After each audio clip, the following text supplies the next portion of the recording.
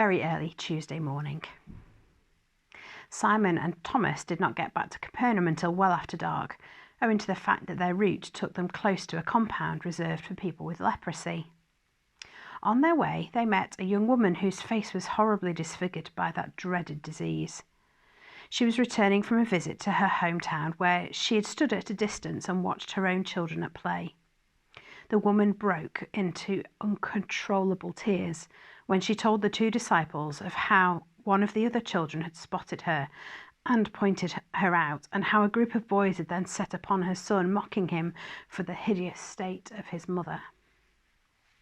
She explained how she'd watched helplessly as her son and daughter were taunted and poked.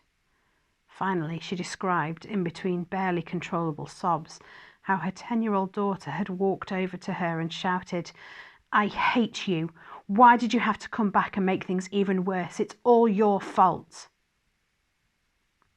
Simon was uncomfortable in the presence of such deep emotion, but Thomas put his arm around the woman and listened attentively. When the deluge of tears finally stopped, he said quietly, "In the name of Jesus of Nazareth, be healed." He waited for a few silent moments and then added, "Now you can go back to your family. Which village do you come from?" "From a place called Cadacer. You've probably never—" "I know it well," Thomas interrupted. "When you get to the village, go straight to the rabbi and tell him that Thomas sent you. He will certify that you no longer have leprosy, and then you can go back to your family." "But what about Sharon, my daughter?" the woman asked, unsure of what to make of these two strangers. "She doesn't want a mother with only half a face." Simon joined the conversation. "When you get round the side of this hill here," he pointed up the road to Cadacer, "you'll pass a small pool by a stream. Stop there and look at your reflection in the water. When our friend Jesus does something, he never leaves it half done." Tentatively stroking her cheek, the woman said her farewells and headed for home, hardly daring to believe that her whole body had been completely restored. How these two men have grown in the past few days. I should never again doubt the Son's wisdom. Midday Tuesday. The 12 returned from their adventures, all excited, all exhausted, all amazed at the things they have been doing. Jesus announced that today was a day off for everyone, but his hopes for a rest were soon sunk.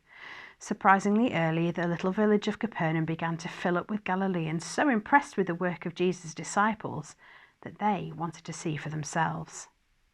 Jesus, concerned for the welfare of his co-workers, suggested that they cross to the other side of the lake for some peace and quiet. Anxious about sudden storms, Matthew and Bartholomew petitioned for a walk up the hills, but the fishing majority were keen to get back in their boats and swung the vote. I asked how many votes an archangel could cast in this referendum, observing, "The hills do look lovely at the moment." I was rewarded with a knowing smile from the sun. It is good to be back with him. The fishermen have been rowing at a gentle rate while everyone shared their stories of healings achieved, sermons delivered, and battles won. The little group are currently enjoying their lunch on the lake, listening to the tale of how Peter got into an argument with a particularly stubborn opposition spirit who refused to believe that Jesus would be so foolish as to share his authority with such an arrogant chauvinist. From my elevated position in the sky above them, I can see that if they continue with their plan to put ashore near Hippos, they will not find the restful scene they hope for. Literally, thousands of Galileans are making their way around the side of the lake, watching the progress of the two boats. The news that even Jesus' companions have the power to heal has caused a great wave of interest in the carpenter from Nazareth. Tuesday afternoon. I've just counted the crowd. The arithmetic of the material universe is rather cumbersome to angelic minds, but I know you humans are fascinated by such details.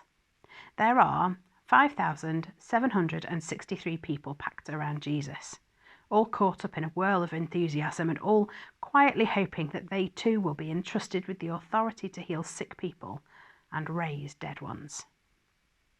When Jesus spotted the crowd that was waiting for him as the boat came into shore, I felt his spirit sink like a rock into soft mud.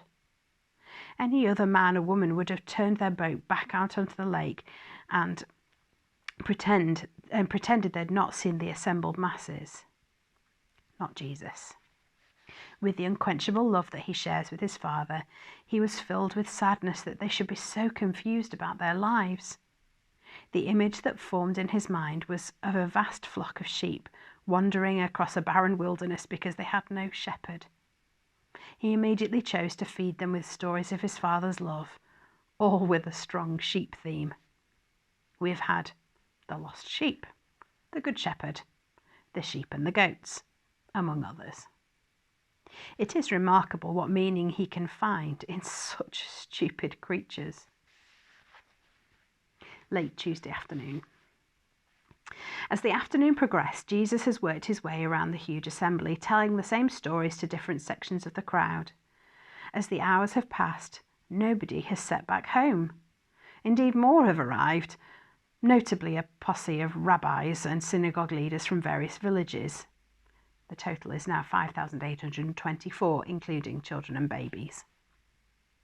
A few moments ago, Jesus was joined by Andrew and Philip, who tapped him on the shoulder and said, "None of these people have eaten since breakfast. Don't you think it's time you sent them off into the villages so they can buy themselves some food?" "You give them something to eat," was Jesus' unexpected reply. "We couldn't afford that, even if we brought all our money with us." "Go and see how much bread you have," Jesus said, with a twinkle in his eye. The two men returned to their friends with the message. First, they all panicked. Then they attempted to calculate the size of the crowd. Then Judas added up the total value of their available cash. Then they panicked again. "What on earth shall we do?" Thomas asked with a characteristic gloom. "At least we should do what Jesus told us to do," Andrew replied. "And what was that?" demanded his brother. "Find out how much food the people have between them."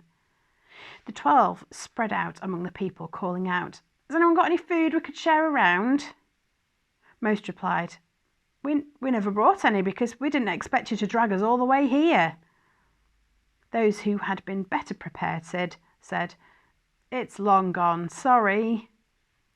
In the entire multitude, there was only one positive reply. A young boy approached Andrew with 5 small barley loaves and 2 even smaller fish, wrapped up in cloth. "Come with me," Andrew said. Of all Jesus' crew, Andrew is the most relaxed when dealing with people. He chatted easily with the child as they walked up to Jesus. Jesus noticed them approaching and held out his arms to the boy. With a big smile, he said, "This is just what we all need. I would like to share it with all the people, please. Is that all right?" The lad, overawed to be face to face with Jesus, silently nodded his head and handed over the goods. Jesus held the bread above his head in prayer, and without uttering a sound that the people could hear, he said, "Oriel, could you help me, please?" "That's what I'm here for," I replied, wondering what Jesus planned to do.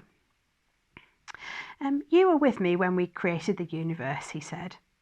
"I need you to make bread and fish for 5,000.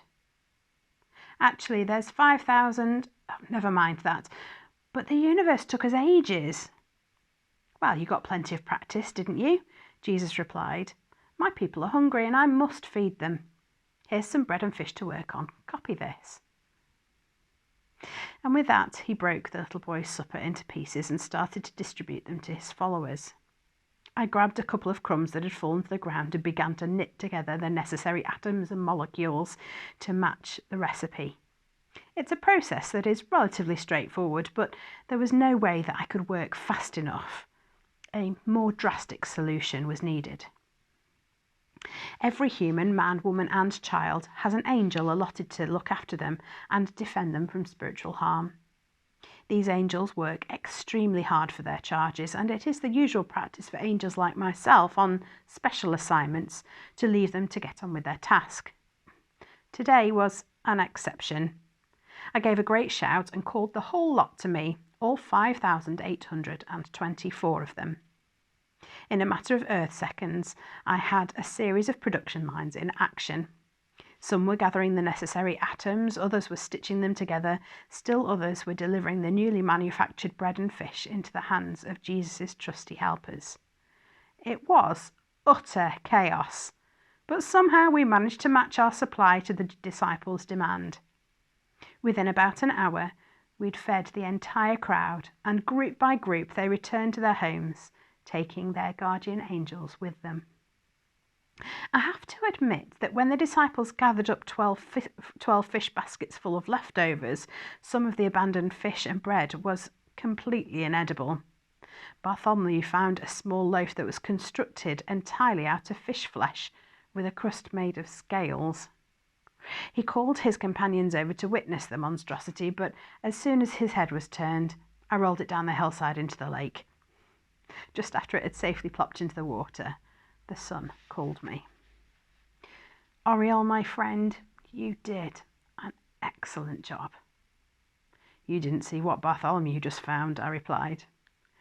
Everyone ate and everyone was satisfied, Jesus said. Thank you. Why did you do it, if you don't mind me asking? There is an influential group among the people who want to proclaim me as a warrior king and ride with me into Jerusalem to overthrow the Roman army. I needed to turn their minds away from spears and battles, so I gave them a foretaste of the great party that my dad has planned for them. He suddenly switched from his prayer voice to his speaking voice. Peter, John, you take the others back home in the boats. I'm going to stay here tonight and pray. You all need a rest, and I need some peace to think. I'll join you soon. Then turning to me, he said, Come on, Oriel, let's go for a walk. It'll be a pleasure, I said, gladly turning my back on the water.